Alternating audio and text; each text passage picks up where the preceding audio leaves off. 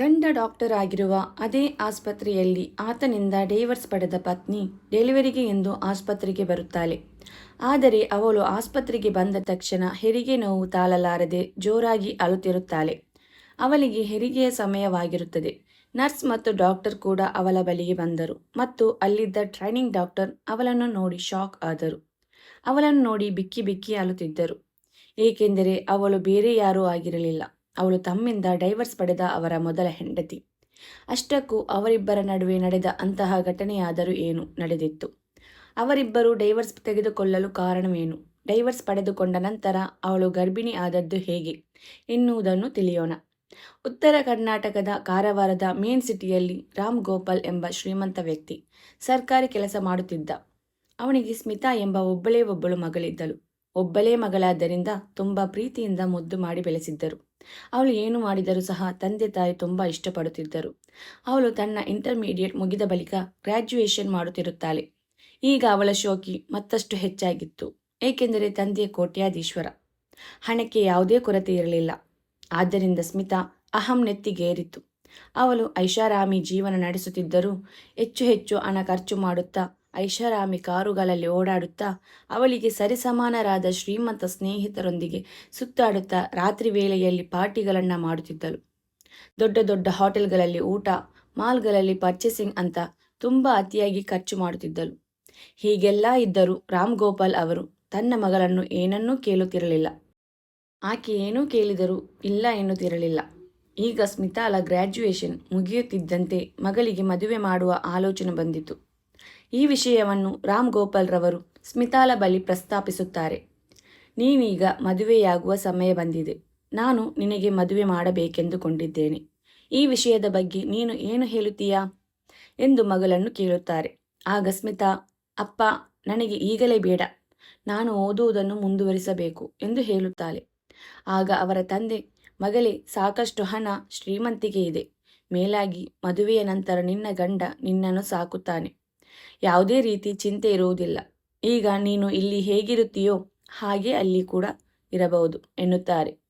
ಆಗ ಸ್ಮಿತಾ ತನ್ನ ತಂದೆ ತಾಯಿಯರ ಮಾತು ಕೇಳಿ ಮದುವೆಯಾಗಲು ಒಪ್ಪಿಕೊಳ್ಳುತ್ತಾಳೆ. ಮುಂದೆ ರಾಮ್ ಗೋಪಾಲ್ ಅವರ ಸ್ನೇಹಿತನ ಮಗನೊಂದಿಗೆ ಸ್ಮಿತಾಳ ವಿವಾಹವನ್ನು ನಿಶ್ಚಯ ಮಾಡಲಾಗುತ್ತದೆ.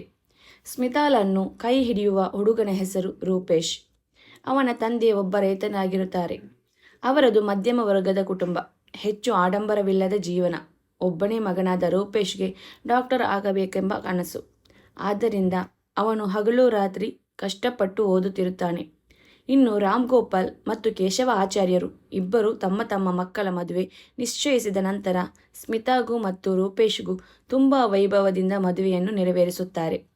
ಇನ್ನು ಮದುವೆಯ ನಂತರವೂ ಕೂಡ ಸ್ಮಿತಾ ತುಂಬ ಆಡಂಬರದ ಜೀವನವನ್ನು ನಡೆಸುತ್ತಾ ಸ್ನೇಹಿತರ ಜೊತೆಗೆ ಶಾಪಿಂಗ್, ರೆಸ್ಟೋರೆಂಟ್ ಅಂತ ಚಿಕ್ಕ ಪುಟ್ಟ ಬಟ್ಟೆಗಳನ್ನು ಹಾಕಿಕೊಂಡು ತುಂಬ ಮಾಡ್ರನ್ ಆಗಿ ತಿರುಗುತ್ತಿದ್ದಳು.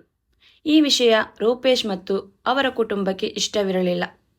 ಒಂದು ದಿನ ಅರ್ಧಂಬರ್ಧ ಬಟ್ಟೆಯನ್ನು ಹಾಕಿಕೊಂಡಿದ್ದ ಸ್ಮಿತಾಳನ್ನು ನೋಡಿ ಅವಳ ಅತ್ತೆ ಹೇಳುತ್ತಾರೆ, ಅಮ್ಮ ಸ್ಮಿತಾ, ನೀನು ಈ ಮನೆಯ ಒಬ್ಬಳೇ ಸೊಸೆ. ನಾವು ಮಧ್ಯಮ ವರ್ಗದ ಕುಟುಂಬದವರು. ನಿನ್ನ ಆಡಂಬರದ ಜೀವನಕ್ಕೆ, ತೀರದ ಆಸೆಗಳಿಗೆ, ನಿನ್ನ ವಿಲಾಸಿ ಖರ್ಚುಗಳನ್ನು ನಾವು ಭರಿಸುವುದಾದರೂ ಹೇಗೆ? ಮತ್ತೊಂದು ವಿಷಯ ಅಂದರೆ, ನನ್ನ ಮಗ ಡಾಕ್ಟರ್ ಓದುತ್ತಿದ್ದಾನೆ. ಅವನ ಓದಿಗೂ ಕೂಡ ನಾವು ಹೆಚ್ಚು ಖರ್ಚು ಮಾಡಬೇಕಾಗುತ್ತದೆ. ಆದ್ದರಿಂದ ನಾನು ನಿನಗೆ ಏನು ಹೇಳುತ್ತೇನೆಂದರೆ, ಆಡಂಬರದ ಜೀವನವನ್ನು ಬಿಟ್ಟು ನಮ್ಮ ಹಾಗೆ ಸಾಧಾರಣ ಜೀವನಕ್ಕೆ ಹೊಂದಿಕೊಳ್ಳುವುದಕ್ಕೆ ಪ್ರಯತ್ನ ಮಾಡು. ನೀನು ನಿಧಾನವಾಗಿ ನಮ್ಮ ಮನೆಯ ರೀತಿ ನೀತಿಗಳನ್ನು ಕಲಿತುಕೋ, ಪರವಾಗಿಲ್ಲ ಎಂದು ಹೇಳುತ್ತಾರೆ. ಆದರೆ ಸ್ಮಿತಾಳಿಗೆ ಅತ್ತೆ ಮಾತುಗಳನ್ನು ಕೇಳಿ ತುಂಬ ಕೋಪ ಬರುತ್ತದೆ. ಆಗ ಅವಳು ಹೇಳುತ್ತಾಳೆ, ನೋಡಿ ಅತ್ತೆ, ನೀವು ಹೇಳಿದ ಹಾಗೆ ನನ್ನ ಆಸೆಗಳನ್ನು ಮೋಟಕು ಹಾಕಿಕೊಂಡು ನಾನು ಬದುಕಲು ಸಾಧ್ಯವಿಲ್ಲ. ನೀವು ಹೇಳಿದ ಹಾಗೆ ಕೇಳುತ್ತಾ ನಿಮ್ಮ ಮನೆಯಲ್ಲಿ ನಾನು ಇರೋದಕ್ಕೆ ಇಷ್ಟಪಡುವುದಿಲ್ಲ. ನಾನು ನಿಮ್ಮ ಮನೆಯಲ್ಲಿ ಇರಬೇಕೆಂದರೆ ನನಗೆ ಇಷ್ಟ ಬಂದ ಹಾಗೆ ನಾನು ಬದುಕಬೇಕು. ನನ್ನ ಪ್ರತಿಯೊಂದು ಆಸೆಯನ್ನು ನೀವು ಈಡೇರಿಸಬೇಕು ಎಂದು ಹೇಳಿದಳು. ಸೊಸೆಯ ಈ ವರ್ತನೆಯಿಂದ ಬೇಸರಗೊಂಡ ರೂಪೇಶ್ನ ತಂದೆ ಸೊಸೆ ಏನು ಹೇಳಿದರೂ ಕೇಳುವುದಿಲ್ಲ ಎಂದು ತಿಳಿದು ಮುಂದೆ ಏನೂ ಮಾತನಾಡದೆ ಸ್ಮಿತಾಳ ತಂದೆ ರಾಮ್ ಗೋಪಾಲ್ ಬಳಿ ಈ ವಿಷಯವನ್ನು ತಿಳಿಸಿದರು. ನೋಡಿ ಬೀಗರೆ, ನಿಮ್ಮ ಮಗಳು ಇಲ್ಲಿ ಯಾರ ಮಾತನ್ನು ಕೇಳುತ್ತಿಲ್ಲ. ಪ್ರತಿಯೊಂದು ವಿಷಯದಲ್ಲೂ ತನಗೆ ಇಷ್ಟ ಬಂದಂತೆ ಇರಬೇಕು ಎಂದುಕೊಳ್ಳುತ್ತಾಳೆ. ಇಲ್ಲಿ ಅವಳು ತುಂಡು ಉಡುಗೆಗಳನ್ನು ಧರಿಸುತ್ತಾಳೆ. ನಮ್ಮ ಕುಟುಂಬಕ್ಕೂ ಮೀರಿದ ಆಡಂಬರದ ಜೀವನವನ್ನು ಬಯಸುತ್ತಿದ್ದಾಳೆ ಎಂದು ಸ್ಮಿತಾ ಅವರ ತಂದೆಯ ಬಳಿ ಹೇಳುತ್ತಾರೆ. ನೋಡಿ ಬೀಗರೆ, ನನಗೆ ಒಬ್ಬಳೇ ಮಗಳಾಗಿರುವುದರಿಂದ ಅವಳಿಗೆ ಯಾವುದೇ ಕೊರತೆ ಇಲ್ಲದಂತೆ ಅವಳ ಇಷ್ಟದಂತೆ ಅವಳನ್ನು ಸಾಕಿ ಬೆಳೆಸಿದ್ದೇನೆ. ನೀವು ಕೂಡ ಅವಳನ್ನು ಅದೇ ರೀತಿ ನೋಡಿಕೊಳ್ಳಿ. ಅವಳು ಏನು ಕೇಳಿದರೂ ಪೂರೈಸಿ. ನನಗೆ ನನ್ನ ಮಗಳ ಸಂತೋಷವೇ ಮುಖ್ಯ ಎಂದು ಹೇಳಿದರು. ಮಗಳಿಗೆ ಬುದ್ಧಿ ಹೇಳುವುದನ್ನು ಬಿಟ್ಟು ಹೀಗೆ ಮಾತನಾಡುತ್ತಿದ್ದಾರೆ ಎಂದು ಬೇಸರವಾಗುತ್ತದೆ. ಅಂದರೆ ಇದರ ಅರ್ಥ ಸ್ಮಿತಾಳ ಈ ವರ್ತನೆಗೆ, ಅವಳ ಹಠಮಾರಿ ಸ್ವಭಾವಕ್ಕೆ ಅವಳ ತಂದೆ ತಾಯಿಯರೇ ಕಾರಣ. ಅವರೇ ಆಕೆಯನ್ನು ತಲೆ ಮೇಲೆ ಕೂರಿಸಿಕೊಂಡಿದ್ದಾರೆ. ಆದ್ದರಿಂದಲೇ ಸ್ಮಿತಾ ಈ ರೀತಿ ನಡೆದುಕೊಳ್ಳುತ್ತಿದ್ದಾಳೆ ಎಂದುಕೊಂಡರು. ಆ ರೀತಿಯಾಗಿ ಸಣ್ಣ ಪುಟ್ಟ ಜಗಳಗಳು, ಮುನಿಸುಗಳು, ವಾದ ವಿವಾದಗಳಲ್ಲಿ 6 ತಿಂಗಳು ಕಳೆದು ಹೋಯಿತು. 6 ತಿಂಗಳು ಕಳೆದ ನಂತರ ರೂಪೇಶ್ ತನ್ನ ವಿದ್ಯಾಭ್ಯಾಸವನ್ನು ಮುಂದುವರಿಸಲು ಸಿಟಿಗೆ ಹೋಗುತ್ತಾನೆ. ಅವನ ಗುರಿಯನ್ನು ಮುಟ್ಟಲು, ಅವನ ಸಾಧನೆಯನ್ನು ಪೂರೈಸಿಕೊಳ್ಳಲೇಬೇಕು ಎನ್ನುವ ದೃಢ ನಿರ್ಧಾರದಿಂದ ರೂಪೇಶ್ ಹಗಲು ರಾತ್ರಿ ಕಷ್ಟಪಟ್ಟು ಓದುತ್ತಿದ್ದ. ರೂಪೇಶ್ ತುಂಬ ಒಳ್ಳೆಯ ವ್ಯಕ್ತಿಯಾಗಿದ್ದ. ಸ್ನೇಹಿತರ ಜೊತೆ, ಸಂಬಂಧಿಕರ ಜೊತೆ ಒಳ್ಳೆಯ ಒಡನಾಟವನ್ನು ಇಟ್ಟುಕೊಂಡಿದ್ದ. ತಂದೆ ತಾಯಿಯಿಂದ ಒಳ್ಳೆಯ ಸಂಸ್ಕಾರವನ್ನು ಕಲಿತಿದ್ದ. ಇನ್ನು ರೂಪೇಶ್ ಸಿಟಿಗೆ ಹೋದ ಬಳಿಕವೂ ಸಹ ಮನೆಯಲ್ಲಿ ಸ್ಮಿತಾ ಮತ್ತು ಅವಳ ಅತ್ತೆ ಮಾವನಿಗೆ ನಿತ್ಯ ಜಗಳಗಳು ಮುಂದುವರಿಯುತ್ತಿದ್ದವು. ಸ್ಮಿತಾ ಹಗಲು ರಾತ್ರಿ ಎನ್ನದೆ ಯಾವಾಗಲೂ ಮೊಬೈಲ್ನಲ್ಲಿ ಸಮಯ ಕಳೆಯುತ್ತಿದ್ದಳು. ಲಾಂಗ್ ಡ್ರೈವ್, ಪಾರ್ಟಿಗೆ ಹೋಗಬೇಕು ಎಂದು ನನಗೆ ದೊಡ್ಡ ಕಾರು ಬೇಕು ಅಂತ ಹಠ ಹಿಡಿಯುತ್ತಿದ್ದಳು. ಈ ವಿಷಯವಾಗಿ ರೂಪೇಶ್ಗೂ ಸಹ ಫೋನ್ ಮಾಡಿ ಅವನ ಜೊತೆಯೂ ಜಗಳ ಮಾಡುತ್ತಿದ್ದಳು. ಆದರೆ ರೂಪೇಶ್ ಸ್ಮಿತಾಳ ಯಾವುದೇ ಮಾತುಗಳನ್ನು ಹೆಚ್ಚಾಗಿ ಕಿವಿಗೆ ಹಾಕಿಕೊಳ್ಳುತ್ತಿರಲಿಲ್ಲ. ಹಳ್ಳಿಯಲ್ಲಿ ರೈತನ ಮಗನಾಗಿ ಬೆಳೆದಿದ್ದ ರೂಪೇಶ್ಗೆ ಕುಟುಂಬದ ಬಗ್ಗೆ ಎಲ್ಲವೂ ಗೊತ್ತಿತ್ತು. ಆದ್ದರಿಂದ ಒಂದು ದಿನ ಫೋನಿನಲ್ಲಿ ಸ್ಮಿತಾಳಿಗೆ ಹೇಳುತ್ತಾನೆ, ನೋಡು ಸ್ಮಿತಾ, ನಮ್ಮದು ಮಧ್ಯಮ ವರ್ಗದ ರೈತ ಕುಟುಂಬ. ನಿನ್ನ ಹೈಫೈ ಕೋರಿಕೆಗಳನ್ನು ತೀರಿಸಲು ನಮಗೆ ಕಷ್ಟ ಸಾಧ್ಯ. ಅದಕ್ಕೋಸ್ಕರ ನೀನೇ ಎಲ್ಲರೊಂದಿಗೂ ಹೊಂದಿಕೊಂಡು ಬದುಕಬೇಕು. ಯಾವಾಗಲೂ ಇದೇ ವಿಷಯಕ್ಕೆ ನನಗೆ ಫೋನ್ ಮಾಡಿ ತಲೆ ಕೆಡಿಸಬೇಡ. ನೀನು ಎಷ್ಟೇ ಹೇಳಿದರೂ ಇದೇ ನಿಜವಾದ ವಾಸ್ತವ. ನನಗೆ ನನ್ನ ತಂದೆ ತಾಯಿ ಎಂದರೆ ಗೌರವ ಮತ್ತು ಪ್ರೀತಿ ಇದೆ. ಅವರು ಅಷ್ಟು ವರ್ಷಗಳಿಂದಲೂ ಊರಿನಲ್ಲಿ ಒಳ್ಳೆಯ ಗೌರವ ಮರ್ಯಾದೆಯನ್ನು ಸಂಪಾದಿಸಿದ್ದಾರೆ. ಮನೆಗೆ ಒಬ್ಬಳೇ ಸೊಸೆಯಾದ ನೀನು ನನ್ನ ತಂದೆ ತಾಯಿಯರ ಗೌರವವನ್ನು ಉಳಿಸು. ಅವರ ಮರ್ಯಾದೆಗೆ ಧಕ್ಕೆ ತರುವಂಥ ಕೆಲಸ ಮಾಡಬೇಡ. ನಾನು ಓದಿ ಮುಂದೆ ಡಾಕ್ಟರ್ ಆದ ಮೇಲೆ ನಾವೆಲ್ಲರೂ ಸಂತೋಷವಾಗಿ ಬದುಕೋಣ ಎಂದು ಅವಳಿಗೆ ತಿಳಿಸಿ ಬುದ್ಧಿ ಹೇಳುತ್ತಾನೆ. ಆದರೆ ಸ್ಮಿತಾಳಿಗೆ ಹಣದ ಮದವೇರಿ ರೂಪೇಶ್ನ ಮಾತುಗಳು ಅವಳಿಗೆ ಹಿಡಿಸುವುದಿಲ್ಲ. ಗಂಡನ ಮಾತನ್ನು ಲೆಕ್ಕಕ್ಕೆ ತೆಗೆದುಕೊಳ್ಳುವುದಿಲ್ಲ. ಸಾಧಾರಣ ಜೀವನವನ್ನು ನಡೆಸುವುದು ಅವಳಿಗೆ ಇಷ್ಟವಿರಲಿಲ್ಲ. ಸಣ್ಣ ಪುಟ್ಟ ವಿಷಯಗಳಿಗೂ ತುಂಬ ಕೋಪ ಮಾಡಿಕೊಳ್ಳುತ್ತಿದ್ದಳು. ಹೀಗೆ ಜೀವನ ಸಾಗುತ್ತಿರಬೇಕಾದರೆ ಸ್ಮಿತಾಳಿಗೆ ಒಂದು ದಿನ ತಾನು ಗರ್ಭಿಣಿಯಾಗಿರುವುದು ತಿಳಿಯುತ್ತದೆ. ಇದನ್ನು ತಿಳಿದ ತಕ್ಷಣ ಸ್ಮಿತಾ ತನ್ನ ತಂದೆಗೆ ಫೋನ್ ಮಾಡಿ ವಿಷಯ ತಿಳಿಸುತ್ತಾಳೆ. ಇಲ್ಲಿನ ಜೀವನ ನನಗೆ ಹಿಡಿಸುತ್ತಿಲ್ಲ. ಇವರು ನಮ್ಮ ಸ್ಟೇಟಸ್ಗೆ ಸರಿ ಹೊಂದುವವರಲ್ಲ. ಇಲ್ಲಿ ನನ್ನ ಆಸೆಗಳಿಗೆ ಯಾರೂ ಬೆಲೆ ಕೊಡುವುದಿಲ್ಲ. ಅವುಗಳನ್ನು ಪೂರೈಸಿಕೊಳ್ಳಲು ಸಹ ಇವರು ಬಿಡುವುದಿಲ್ಲ. ನೀವು ನನ್ನನ್ನೇಕೆ ಇಂಥ ಬಡವರಿಗೆ ಮದುವೆ ಮಾಡಿಕೊಟ್ಟಿದ್ದೀರಾ? ಇಲ್ಲಿರುವವರಿಗೆ ಜೀವನವೇ ಗೊತ್ತಿಲ್ಲ. ಯಾವಾಗಲೂ ಗೌರವ ಮರ್ಯಾದೆ ಎಂದು ಮಾತನಾಡುತ್ತಾ ಹುಚ್ಚರಂತೆ ಆಡುತ್ತಾರೆ ಎಂದು ತನ್ನ ತಂದೆಯ ಬಳಿ ಹೇಳಿದಳು.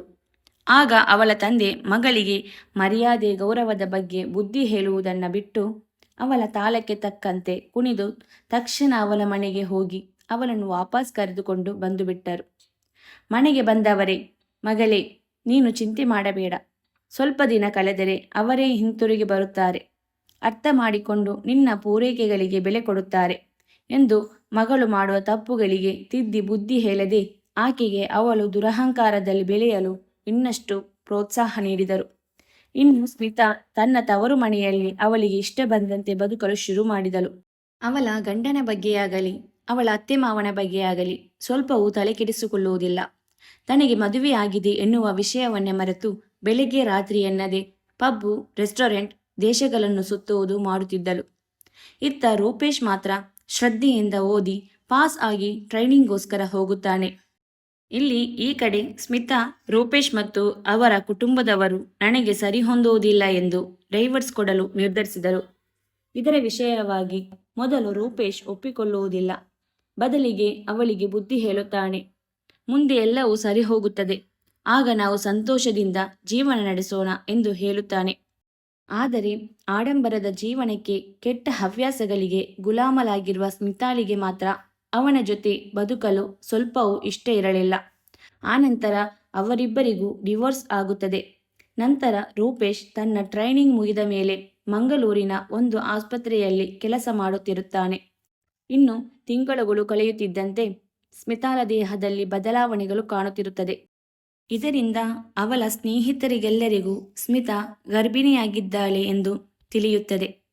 ಆಗ ಅವರೆಲ್ಲರೂ, ಸ್ಮಿತಾ, ನೀನು ಈ ಸ್ಥಿತಿಯಲ್ಲಿ ನಮ್ಮೊಂದಿಗೆ ತಿರುಗಾಡಲು ಬರಬೇಡ, ನೀನು ಈ ಸಮಯದಲ್ಲಿ ರೆಸ್ಟ್ ತೆಗೆದುಕೊಳ್ಳಬೇಕು ಎಂದು ಹೇಳುತ್ತಾರೆ. ನಂತರ ಎಲ್ಲರೂ ಅವಳಿಂದ ನಿಧಾನವಾಗಿ ದೂರವಾಗುತ್ತಾರೆ. ಯಾವುದೇ ಪಾರ್ಟಿಗಳಿಗೂ ಅವಳನ್ನು ಕರೆಯುತ್ತಿರಲಿಲ್ಲ.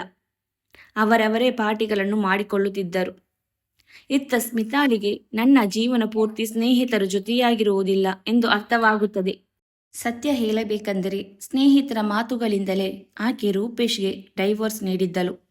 ನಿನ್ನ ಗಂಡ ಬಡವ, ನಿನ್ನ ಅತ್ತೆ ಮಾವನಿಗೆ ಪ್ರಪಂಚದ ಬಗ್ಗೆ ಪರಿವೇ ಇಲ್ಲ, ಅವರು ಹಳ್ಳಿಗುಗ್ಗುಗಳು, ನೀನು ಅಂಥವರ ಮಗನನ್ನು ಮದುವೆಯಾಗಿದ್ದೀಯಾ, ಅವನಿಗೆ ಲೈಫ್ ಎಂಜಾಯ್ಮೆಂಟ್ ಏನೆಂದು ತಿಳಿದಿಲ್ಲ ಅಂತೆಲ್ಲ ಅವಳಿಗೆ ಹೇಳಿ ಸ್ಮಿತಾಳ ತಲೆಯನ್ನು ಕೆಡಿಸಿ ಡೈವರ್ಸ್ ತೆಗೆದುಕೊಳ್ಳುವ ಹಾಗೆ ಮಾಡಿದ್ದರು. ಆದರೆ ಈಗ ಸ್ಮಿತಾ ಒಬ್ಬಂಟಿಯಾಗಿ ಇದ್ದಳು. ದಿನಗಳು ಕಳೆಯುತ್ತಿದ್ದವು. ಈಗ ಆಕೆಗೆ 9 ತಿಂಗಳು ತುಂಬಿ ಹೆರಿಗೆಯ ಸಮಯ ಬಂದಾಗಿತ್ತು. ಆಗ ಸ್ಮಿತಾಳ ತಂದೆ ತಾಯಿ ಅವಳನ್ನು ಆಸ್ಪತ್ರೆಗೆ ಕರೆದುಕೊಂಡು ಹೋದರು. ಆಸ್ಪತ್ರೆಯಲ್ಲಿ ಅವಳು ಜೋರಾಗಿ ಕಿರುಚಾಡುತ್ತಿದ್ದಳು. ಅದನ್ನು ಕಂಡ ಕೆಲವು ಡಾಕ್ಟರ್ ಹಾಗೂ ನರ್ಸ್ಗಳು ಅವಳ ಬಳಿ ಬಂದರು. ಆಶ್ಚರ್ಯವೆಂದರೆ ಅದರಲ್ಲಿ ಅವಳ ಗಂಡ ರೂಪೇಶ್ ಕೂಡ ಇರುತ್ತಾನೆ. ಹೆರಿಗೆಯ ನೋವನ್ನು ತಾಳಲಾರದೆ ಅಳುತ್ತಿರುತ್ತಿರುವ ಮಹಿಳೆ ಯಾರೆಂದು ನೋಡುತ್ತಾರೆ. ಆದರೆ ಅವಳು ರೂಪೇಶ್ನ ಹೆಂಡತಿ ಸ್ಮಿತಾ ಆಗಿರುತ್ತಾಳೆ. ಅವಳನ್ನು ನೋಡಿದ ರೂಪೇಶ್ಗೆ ದೊಡ್ಡ ಶಾಕ್ ಆಗುತ್ತದೆ. ಇದ್ದಕ್ಕಿದ್ದಂತೆ ಅವನ ಕಣ್ಣುಗಳಲ್ಲಿ ನೀರು ಸುರಿಯುತ್ತಿದ್ದವು. ಇನ್ನು ಸ್ಮಿತಾಳ ನರಳಾಟವನ್ನು ನೋಡಿದ ರೂಪೇಶ್ ನರ್ಸ್ಗಳನ್ನು ಕರೆದು ಡೆಲಿವರಿ ಮಾಡಲು ಆಪರೇಷನ್ಗೆ ರೆಡಿ ಮಾಡಲು ಹೇಳುತ್ತಾನೆ. ಸ್ಮಿತಾಳನ್ನು ಆಪರೇಷನ್ ಮಾಡಲು ಆಪರೇಷನ್ ಥಿಯೇಟರ್ಗೆ ಕರೆದುಕೊಂಡು ಹೋಗಲಾಗುತ್ತದೆ. ಸ್ಮಿತಾಳನ್ನು ಚೆಕಪ್ ಮಾಡಿದ್ದ ಲೇಡಿ ಡಾಕ್ಟರ್ ಅವಳಿಗೆ ಈಗಾಗಲೇ ತುಂಬ ರಕ್ತಸ್ರಾವವಾಗಿದೆ, ಅವಳು ತುಂಬ ಶಕ್ತಿಹೀನಲಾಗಿದ್ದಾಳೆ, ಅವಳಿಗೆ ಈಗ ತಕ್ಷಣ ರಕ್ತ ಬೇಕು, ಆದರೆ ಆಕೆಯ ಗ್ರೂಪಿಗೆ ಹೊಂದುವ ರಕ್ತ ನಮ್ಮ ಆಸ್ಪತ್ರೆಯಲ್ಲಿ ಇಲ್ಲ ಎಂದು ಹೇಳುತ್ತಾರೆ. ಅದನ್ನು ಕೇಳಿ ರೂಪೇಶ್ ಚಿಂತೆಗೀಡಾಗುತ್ತಾನೆ. ಡಾಕ್ಟರ್ಸ್ಗಳು ಕೂಡ ಕೆಲವು ಬ್ಲಡ್ ಬ್ಯಾಂಕಲ್ಲಿ ಬ್ಲಡ್ಗಾಗಿ ವಿಚಾರಿಸುತ್ತಾರೆ. ಆದರೆ ತಕ್ಷಣಕ್ಕೆ ರಕ್ತ ಎಲ್ಲಿಯೂ ಸಿಗೋದಿಲ್ಲ. ಆಗ ಆ ಲೇಡಿ ಡಾಕ್ಟರ್ ಬಂದು, ಬೇಗ ರಕ್ತ ಸಿಗದಿದ್ದರೆ ತಾಯಿ ಮತ್ತು ಮಗುವಿನ ಇಬ್ಬರ ಜೀವಕ್ಕೂ ಅಪಾಯವಿದೆ ಎಂದು ಹೇಳುತ್ತಾರೆ. ಡಾಕ್ಟರ್ ಮಾತುಗಳಿಗೆ ರಾಮ್ ಗೋಪಾಲ್ ತುಂಬ ದುಃಖಪಡುತ್ತಾರೆ. ಏಕೆಂದರೆ ಸ್ಮಿತಾ ಅವರ ಏಕೈಕ ಮುದ್ದಿನ ಮಗಳಾಗಿರುತ್ತಾಳೆ. ಆಗ ಟ್ರೈನಿಂಗ್ ಮಾಡುತ್ತಿರುವ ರೂಪೇಶ್ ಮಾತನಾಡುತ್ತಾ ಹೇಳುತ್ತಾನೆ, ಮೇಡಮ್, ತಕ್ಷಣಕ್ಕೆ ಯಾವುದೇ ಬ್ಲಡ್ ಬ್ಯಾಂಕಿಂದ ರಕ್ತ ದೊರೆಯುತ್ತಿಲ್ಲ. ಆದ್ದರಿಂದ ನೀವು ನನ್ನ ರಕ್ತವನ್ನು ತೆಗೆದುಕೊಳ್ಳಿ, ನನ್ನದು ಮತ್ತು ಆಕೆಯದು ಸೇಮ್ ಬ್ಲಡ್ ಗ್ರೂಪ್ ಇದೆ ಎಂದು ಹೇಳುತ್ತಾನೆ. ಆಗ ಆ ಲೇಡಿ ಡಾಕ್ಟರ್ ತಕ್ಷಣ ರೂಪೇಶ್ನಿಂದ ರಕ್ತವನ್ನು ತೆಗೆದು ಸ್ಮಿತಾಳಿಗೆ ಹಾಕಿ ಆಪರೇಷನ್ ಮಾಡಲಾಗುತ್ತದೆ. ನಂತರ ಸ್ಮಿತಾಳಿಗೆ ಮುದ್ದಾಗಿರುವ ಒಂದು ಗಂಡು ಮಗು ಹುಟ್ಟುತ್ತದೆ. ಬ್ಲಡ್ ಕೊಟ್ಟ ನಂತರ ರೂಪೇಶ್ ತನ್ನ ಕೆಲಸದಲ್ಲಿ ನಿರತರಾಗಿರುತ್ತಾನೆ. 3-4 ಗಂಟೆಗಳ ಬಳಿಕ ಸ್ಮಿತಾಳಿಗೆ ಪ್ರಜ್ಞೆ ಬರುತ್ತದೆ. ಆಗ ಅವಳು ತನ್ನ ಪಕ್ಕದಲ್ಲಿ ಮಲಗಿದ್ದ ಮಗುವನ್ನು ನೋಡುತ್ತಾಳೆ. ತುಂಬ ಸುಂದರವಾಗಿರುವ ಮಗ, ತಂದೆ ರೂಪ ಹೊಂದಿರುತ್ತಾನೆ. ಈಗ ಸ್ಮಿತಾ ಎಚ್ಚರವಾಗಿದ್ದಾಳೆ ಎಂದು ತಿಳಿದ ಲೇಡಿ ಡಾಕ್ಟರ್ ಅವಳಿಗೆ ಕಂಗ್ರ್ಯಾಚುಲೇಷನ್ ಹೇಳುತ್ತಾರೆ. ಆಗ ಸ್ಮಿತಾ ಡಾಕ್ಟರಿಗೆ ತುಂಬ ಥ್ಯಾಂಕ್ಸ್ ಎಂದು ಹೇಳುತ್ತಾಳೆ. ನಿಮ್ಮಿಂದ ನಾನು ಮತ್ತು ನನ್ನ ಮಗು ಇಬ್ಬರು ಸುರಕ್ಷಿತವಾಗಿದ್ದೇವೆ. ನಿಮ್ಮ ಈ ಸಹಾಯವನ್ನು ನಾನು ಎಂದೂ ಮರೆಯುವುದಿಲ್ಲ ಎಂದು ಹೇಳುತ್ತಾಳೆ. ಆಗ ಲೇಡಿ ಡಾಕ್ಟರ್ ಹೇಳುತ್ತಾಳೆ, ಇದರಲ್ಲಿ ನನ್ನ ಪಾಲು ಏನೂ ಇಲ್ಲ. ನೀವು ಒಂದು ವೇಳೆ ಥ್ಯಾಂಕ್ಸ್ ಹೇಳಬೇಕು ಅಂದುಕೊಂಡಿದ್ದರೆ ಇನ್ನೊಬ್ಬ ಡಾಕ್ಟರ್ ಇದ್ದಾರೆ, ಅವರಿಗೆ ಹೇಳಿ. ಯಾಕೆಂದರೆ ನಮಗೆ ನಿಮ್ಮ ಬ್ಲಡ್ ಗ್ರೂಪ್ಗೆ ಮ್ಯಾಚ್ ಆಗುವ ಬ್ಲಡ್ ಎಲ್ಲೂ ಸಿಗದಿದ್ದಾಗ ಅವರೇ ರಕ್ತ ಕೊಟ್ಟು ನಿಮ್ಮ ಹಾಗೂ ನಿಮ್ಮ ಮಗುವಿನ ಪ್ರಾಣವನ್ನು ಕಾಪಾಡಿದ್ದಾರೆ. ಅವರು ಇತ್ತೀಚೆಗಷ್ಟೇ ನಮ್ಮ ಆಸ್ಪತ್ರೆಯಲ್ಲಿ ಕೆಲಸ ಮಾಡಲು ಜೂನಿಯರ್ ಟ್ರೈನಿಂಗ್ ಡಾಕ್ಟರ್ ಆಗಿ ಸೇರಿಕೊಂಡಿದ್ದಾರೆ. ಅವರಿಗೆ ನೀವು ಥ್ಯಾಂಕ್ಸ್ ಹೇಳಬೇಕು ಎಂದು ಹೇಳುತ್ತಾರೆ. ಆ ಭಗವಂತನ ದಯೆಯಿಂದ ಅವರು ರಕ್ತ ಕೊಡಲು ಮನಸ್ಸು ಮಾಡಿದ್ದರಿಂದ ನೀವು ಮತ್ತು ನಿಮ್ಮ ಮಗು ಅಪಾಯದಿಂದ ಪಾರಾಗಿದ್ದೀರಾ ಎಂದು ಹೇಳುತ್ತಾರೆ. ಆಗ ಸ್ಮಿತಾ ಡಾಕ್ಟರ್, ಹಾಗಿದ್ದರೆ ನಮಗೆ ರಕ್ತ ಕೊಟ್ಟ ಆ ಜೂನಿಯರ್ ಡಾಕ್ಟರ್ ಯಾರು ಎಂದು ಕೇಳುತ್ತಾಳೆ. ಅವರನ್ನು ನಾನು ಭೇಟಿ ಮಾಡಬೇಕು, ನಾನು ಅವರಿಗೆ ಥ್ಯಾಂಕ್ಸ್ ಹೇಳಲೇಬೇಕು ಎಂದು ಹೇಳುತ್ತಾಳೆ. ಆದರೆ ರೂಪೇಶ್ಗೆ ಅವಳ ಬಳಿ ಬರಲು ಇಷ್ಟವಿರಲಿಲ್ಲ. ಇನ್ನೊಂದು ಕಡೆ ಅವನದೇ ಮಗು ಆದ್ದರಿಂದ ನೋಡಬೇಕು ಎನ್ನುವ ಹಂಬಲ. ಆದರೂ ತನ್ನನ್ನು ತಾನು ನಿಯಂತ್ರಿಸಿಕೊಂಡು ಕುಳಿತುಕೊಂಡಿರುತ್ತಾನೆ. ಆಗ ಅಲ್ಲಿಗೆ ಬಂದ ಲೇಡಿ ಡಾಕ್ಟರ್ ರೂಪೇಶ್ನನ್ನು ಡೆಲಿವರಿ ವಾರ್ಡ್ಗೆ ಕರೆದುಕೊಂಡು ಹೋಗುತ್ತಾರೆ. ಆತನನ್ನು ನೋಡಿದ್ದ ಸ್ಮಿತಾ ಬೆಚ್ಚಿ ಬೀಳುತ್ತಾಳೆ. ತನ್ನ ಗಂಡ ಆ ಆಸ್ಪತ್ರೆಯಲ್ಲಿ ಟ್ರೈನಿಂಗ್ ಡಾಕ್ಟರ್ ಆಗಿರುವುದನ್ನು ನೋಡಿ ಒಂದು ಕಡೆ ಖುಷಿ ಪಡುತ್ತಿದ್ದಳು. ಮತ್ತೊಂದು ಕಡೆ ಅವನ ಬಳಿ ಮರ್ಯಾದೆಯನ್ನು ಕಳೆದುಕೊಂಡವಳಂತೆ ತಲೆ ತಗ್ಗಿಸುತ್ತಾಳೆ. ಇವರ ನನಗೆ ರಕ್ತ ಕೊಟ್ಟಿದ್ದು, ನಾನು ಅವರ ಭಾವನೆಗಳಿಗೆ ಬೆಲೆ ಕೊಡದೆ, ಅವರ ಮಾತುಗಳನ್ನು ಸಮಾಧಾನವಾಗಿ ಕೇಳಿಸಿಕೊಳ್ಳದೆ, ಅವರ ತಂದೆ ತಾಯಿಗಳಿಗೆ ಮರ್ಯಾದೆ ತೆಗೆಯುವ ಕೆಲಸ ಮಾಡಿ ಡಿವೋರ್ಸ್ ತೆಗೆದುಕೊಂಡಿದ್ದೇನೆ. ಒಂದು ದಿನವೂ ಕೂಡ ನಾನು ಅವರ ಜೊತೆ ಪ್ರೀತಿಯಿಂದ ಇದ್ದವಳಲ್ಲ. ಯಾವಾಗಲೂ ಹಠ ಮಾಡಿಕೊಂಡು ಜಗಳವಾಡುತ್ತಿದ್ದೆ. ನೀವು ಬಡವರು, ನಿನ್ನಿಂದ ಏನೂ ಆಗುವುದಿಲ್ಲ. ಹೆಂಡತಿಯನ್ನು ಹೇಗೆ ಸಂತೋಷವಾಗಿಟ್ಟುಕೊಂಡು ನೋಡಿಕೊಳ್ಳಬೇಕು ಎಂದು ತಿಳಿಯುವುದಿಲ್ಲ. ನಿನ್ನ ತಂದೆ ತಾಯಿಗಳು ಮರ್ಯಾದೆ ಎಂಬ ಹುಚ್ಚು ಸಂತೆಯಲ್ಲಿರುವವರು ಎಂದೆಲ್ಲ ಕೆಟ್ಟದಾಗಿ ಮಾತನಾಡಿದ್ದೆ. ಆ ಕುಟುಂಬದವರನ್ನು ಮಾತು ಮಾತಿಗೂ ಹೀಯಾಳಿಸುತ್ತಿದ್ದೆ. ಆದರೆ ಇಂದು ಅವರೇ ನನ್ನ ಮತ್ತು ನನ್ನ ಮಗುವಿನ ಪ್ರಾಣವನ್ನು ಉಳಿಸಿದ್ದಾರೆ ಎಂದು ಪಶ್ಚಾತ್ತಾಪದಿಂದ ತಲೆ ತಗ್ಗಿಸುತ್ತಾಳೆ. ನಂತರ ರೂಪೇಶ್ ಮುಂದೆ ನಿಂತು ಕೈ ಮುಗಿದು ಕ್ಷಮೆ ಕೇಳುತ್ತಾಳೆ. ಆಗ ರೂಪೇಶ್, ಸ್ಮಿತಾ, ನೀನು ನನ್ನ ಬಳಿ ಕ್ಷಮೆ ಕೇಳಬೇಡ. ಇದರಲ್ಲಿ ನಿನ್ನ ತಪ್ಪಿಗಿಂತ ಹೆಚ್ಚಾಗಿ ನಿನ್ನ ತಂದೆ ತಾಯಿಯ ತಪ್ಪಿದೆ. ಯಾಕಂದ್ರೆ ಅವರು ನಿನಗೆ ಒಳ್ಳೆಯ ಸಂಸ್ಕಾರವನ್ನು ಕೊಟ್ಟು ಬೆಳೆಸಲಿಲ್ಲ. ಒಬ್ಬಳೇ ಮಗಳು, ಜೊತೆಗೆ ದುಡ್ಡು ಇದೆ ಎಂಬ ಅಹಂನಿಂದ ನಿನ್ನ ಎಲ್ಲ ದಾರಿಗಳನ್ನು ಒಪ್ಪಿಕೊಂಡಿದ್ದಾರೆ. ಸರಿ ಯಾವುದು ತಪ್ಪು ಯಾವುದು ಎಂಬ ಅರಿವಿನ ಬಗ್ಗೆ ನಿನಗೆ ತಿಳಿಸಿಲ್ಲ. ದೊಡ್ಡವರ ಜೊತೆ ಹೇಗೆ ಇರಬೇಕು, ಹೇಗೆ ನಡೆದುಕೊಳ್ಳಬೇಕು, ಹೇಗೆ ಮಾತನಾಡಬೇಕು ಎನ್ನುವ ಅರಿವು ಮೂಡಿಸಿಲ್ಲ. ಇನ್ನು ನಿನ್ನ ಹತ್ತಿರ ಹೆಚ್ಚು ಹಣ ಇದ್ದಿದ್ದರಿಂದ ನಿನ್ನ ಸ್ನೇಹಿತರು ನಿನ್ನನ್ನು ಬಳಸಿಕೊಂಡರು. ನಿನ್ನ ಬಳಿ ಎಲ್ಲ ಖರ್ಚನ್ನು ಮಾಡಿಸಿ ಜೀವನವನ್ನು ಎಂಜಾಯ್ ಮಾಡಲು ನಿನ್ನನ್ನು ಬಳಸಿಕೊಂಡರು. ಹಾಗಾಗಿ ನಿನಗೆ ಸರಿ ತಪ್ಪುಗಳ ಅರಿವಿರಲಿಲ್ಲ. ಜೀವನದ ಮೌಲ್ಯಗಳು ನಿಮಗೆ ಅರ್ಥವಾಗಿರಲಿಲ್ಲ. ತಂದೆ ತಾಯಿಯರು ಮತ್ತು ನಮ್ಮ ಸ್ನೇಹಿತರು ಸಂಸ್ಕಾರವಂತರಾಗಿದ್ದರೆ ಅವರ ಜೊತೆ ಇರುವ ನಾವು ಕೂಡ ಒಳ್ಳೆಯ ಸಂಸ್ಕಾರವನ್ನೇ ಕಲಿಯುತ್ತೇವೆ. ಆದದ್ದು ಆಗಿ ಹೋಯಿತು. ಈಗ ಅದರ ಬಗ್ಗೆ ಯೋಚನೆ ಮಾಡಿ ಪ್ರಯೋಜನವಿಲ್ಲ. ಈಗ ನಿನಗೆ ಒಬ್ಬ ಮಗ ಹುಟ್ಟಿದ್ದಾನೆ. ದೇವರ ಕೃಪೆಯಿಂದ ನೀವಿಬ್ಬರು ಆರೋಗ್ಯವಾಗಿದ್ದೀರಾ. ನೀನು ತುಂಬ ಅಸ್ವಸ್ಥಲಾಗಿದ್ದೀಯಾ. ಆದ್ದರಿಂದ ನಿನ್ನನ್ನು ಸ್ವಲ್ಪ ದಿನಗಳ ನಂತರ ಆಸ್ಪತ್ರೆಯಿಂದ ಮನೆಗೆ ಕಳಿಸುತ್ತಾರೆ. ಅದರ ಬಗ್ಗೆ ನೀನೇನು ಚಿಂತೆ ಮಾಡಬೇಡ ಎಂದು ಸಮಾಧಾನದ ಮಾತುಗಳನ್ನು ಹೇಳಿ ಅಲ್ಲಿಂದ ಹೋಗುತ್ತಿರುತ್ತಾನೆ. ರೂಪೇಶ್ ಮಾತುಗಳಿಂದ ಸ್ಮಿತಾಳಿಗೆ ತನ್ನ ತಪ್ಪಿನ ಅರಿವು ಏನೆಂದು ಅರ್ಥವಾಗಿತ್ತು. ಆಗ ಹೋಗುತ್ತಿರುವ ರೂಪೇಶ್ನನ್ನು ತಡೆದು ಸ್ಮಿತಾ ಹೇಳುತ್ತಾಳೆ, ದಯವಿಟ್ಟು ನಿಲ್ಲಿ ರೂಪೇಶ್. ನಿಮ್ಮ ಬಳಿ ಡಿವೋರ್ಸ್ ತೆಗೆದುಕೊಂಡು ತಂದೆ ಮನೆಗೆ ಹಿಂತಿರುಗಿದ ನಂತರವೂ ದುಡ್ಡೇ ಎಲ್ಲವೂ, ದುಡ್ಡೇ ಜೀವನ, ಸ್ನೇಹಿತರೆ ಸರ್ವಸ್ವ ಎಂದು ತಿಳಿದಿದ್ದೆ. ಆದರೆ ನಿಜವಾದ ಜೀವನ, ದಾಂಪತ್ಯ, ಮನುಷ್ಯತ್ವ, ಒಳ್ಳೆಯ ನಡತೆ, ಒಳ್ಳೆಯ ಸಂಸ್ಕಾರ ಏನೆಂದು ಈಗ ನಿಮ್ಮನ್ನು ನೋಡಿದ ಮೇಲೆ ಅರ್ಥವಾಗುತ್ತಿದೆ. ಹಾಗೆಯೇ ಮಾವನ ಮನಸ್ಸಿಗೂ ನೋವು ಮಾಡಿದ್ದೇನೆ. ನನ್ನನ್ನು ನೀವೆಲ್ಲ ಕರುಣೆ ಇಟ್ಟು ಕ್ಷಮಿಸಿ. ಮತ್ತೆ ನನ್ನನ್ನು, ನನ್ನ ಮಗುವನ್ನು ನಿಮ್ಮ ಜೊತೆ ಕರೆದುಕೊಂಡು ನಿಮ್ಮ ಮನೆಗೆ ಹೋಗಿ ಎಂದು ಬೇಡಿಕೊಳ್ಳುತ್ತಾಳೆ. ಆಗ ರೂಪೇಶ್, ನೋಡು ಸ್ಮಿತಾ, ನಿನಗೆ ಎಲ್ಲವೂ ಚೆನ್ನಾಗಿ ನೆನಪಿದೆ ತಾನೇ? ನಮ್ಮ ಕುಟುಂಬ, ನಮ್ಮ ಜೀವನ, ನಮ್ಮ ಊರು ಅಲ್ಲದೆ ನಾನಿನ್ನೂ ಟ್ರೈನಿಂಗ್ನಲ್ಲಿ ಇರುವ ಒಬ್ಬ ಡಾಕ್ಟರ್. ನಿನ್ನ ಆಡಂಬರದ ದುಂದು ವೆಚ್ಚದ ಜೀವನಕ್ಕೆ ನಮ್ಮ ಮನೆಯಲ್ಲಿ ಯಾವತ್ತಿಗೂ ಅವಕಾಶವಿಲ್ಲ. ನೆಮ್ಮದಿಯಾದ ಸಾಧಾರಣವಾದ ಜೀವನ ನಮ್ಮದು ಎನ್ನುತ್ತಾನೆ. ಆಗ ಸ್ಮಿತಾ ಕಣ್ಣೀರು ಹಾಕುತ್ತಾ ದುಃಖದಿಂದಲೇ ತಲೆ ಬಗ್ಗಿಸುತ್ತಾಳೆ. ಇವರಿಬ್ಬರ ಸಂಭಾಷಣೆಯನ್ನು ಕೇಳಿಸಿಕೊಳ್ಳುತ್ತಿದ್ದ ಸ್ಮಿತಾ ತಂದೆ ಕೂಡ ಅಲ್ಲಿಗೆ ಬಂದರು. ರೂಪೇಶ್ನ ಬಳಿ ಕೈ ಮುಗಿದು, ಅಳಿಯಂದಿರೆ, ದಯವಿಟ್ಟು ನಮ್ಮನ್ನು ಕ್ಷಮಿಸಿ. ನಮ್ಮ ತಪ್ಪಿನ ಪರವಾಗಿ ನನ್ನ ಮಗಳಿಗೆ ಶಿಕ್ಷೆ ಕೊಡಬೇಡಿ. ಅವಳನ್ನು ಕೂಡ ಕ್ಷಮಿಸಿ. ಒಬ್ಬಳೇ ಮಗಳು ಎನ್ನುವ ಕಾರಣಕ್ಕೆ ಅವಳನ್ನು ಆ ರೀತಿ ಬೆಳೆಸಿದೆ. ಈಗ ಅವಳಿಗೆ ತನ್ನ ತಪ್ಪಿನ ಅರ್ಥ ಏನು ಎಂದು ತಿಳಿದಿದೆ. ನೀವು ದೊಡ್ಡ ಮನಸ್ಸು ಮಾಡಿ ಅವಳನ್ನು ಕ್ಷಮಿಸಬೇಕು. ನೀವು ನಿಮ್ಮ ಹೆಂಡತಿ ಮತ್ತು ಮಗುವನ್ನು ನಿಮ್ಮ ಜೊತೆ ಕರೆದುಕೊಂಡು ಹೋಗಿ ಎಂದು ಕೇಳಿಕೊಳ್ಳುತ್ತಾರೆ. ಇನ್ನು ಡೆಲಿವರಿಗಾಗಿ ತಮ್ಮ ಸೊಸೆ ಆಸ್ಪತ್ರೆಗೆ ದಾಖಲಾಗಿದ್ದಾಳೆ ಎಂದು ತಿಳಿದ ರೂಪೇಶ್ ತಂದೆ ತಾಯಿ ಆಸ್ಪತ್ರೆಗೆ ಓಡೋಡಿ ಬಂದಿದ್ದರು ಮತ್ತು ಮಗನ ಬಳಿ ಹೇಳಿದರು, ನೋಡು ರೂಪೇಶ್, ನಮಗಿರುವುದು ಒಬ್ಬಳೇ ಸೊಸೆ. ನಮಗೆ ಮಗಳಾದರೂ ಸೊಸೆಯಾದರೂ ಇವಳೇ. ನೀನು ಅವಳನ್ನು ಕ್ಷಮಿಸು. ನಿನ್ನ ಕಂದನಿಗೋಸ್ಕರನಾದರೂ ನಿನ್ನ ಮನಸ್ಸನ್ನು ಬದಲಾಯಿಸಿಕೊ ಎಂದು ಹೇಳುತ್ತಾರೆ. ಸ್ವಲ್ಪ ಸಮಯ ಆಲೋಚನೆ ಮಾಡಿ ನಂತರ ತನ್ನ ಒಪ್ಪಿಗೆಯನ್ನು ರೂಪೇಶ್ ಸೂಚಿಸುತ್ತಾನೆ. ಮಿತಾಲ ಟ್ರೀಟ್ಮೆಂಟ್ ಎಲ್ಲ ಮುಗಿದ ಬಳಿಕ ಹೆಂಡತಿ ಮಗುವನ್ನು ತನ್ನ ಜೊತೆ ಮನೆಗೆ ಕರೆದುಕೊಂಡು ಹೋಗುತ್ತಾನೆ. ರೂಪೇಶ್ ಮತ್ತು ಸ್ಮಿತಾ ಒಂದಾಗಿದ್ದನ್ನು ನೋಡಿ ಸ್ಮಿತಾಳ ಅತ್ತೆ ಮಾವ ತುಂಬ ಸಂತೋಷ ಪಡುತ್ತಾರೆ. ಮಗು ಆದಾಗಿಂದ ಸ್ಮಿತಾ ಪೂರ್ತಿಯಾಗಿ ಬದಲಾಗಿ ಅವಳ ಬಳಿ ಇದ್ದ ಕೆಟ್ಟ ಅಭ್ಯಾಸ ಮತ್ತು ಹವ್ಯಾಸಗಳನ್ನು ಬಿಟ್ಟು ಅತ್ತೆ ಮಾವ ಗಂಡ ಮಗು ಎಂಬ ಸಂಸಾರದಲ್ಲಿ ಸಂತೋಷವಾಗಿ ಜೀವನ ನಡೆಸಿಕೊಂಡು ಹೋಗುತ್ತಾಳೆ. ಈ ಕತೆ ಇಷ್ಟವಾಗಿದ್ದಲ್ಲಿ ಸಬ್ಸ್ಕ್ರೈಬ್ ಮಾಡಲು ಮರೆಯಬೇಡಿ. ಧನ್ಯವಾದಗಳು.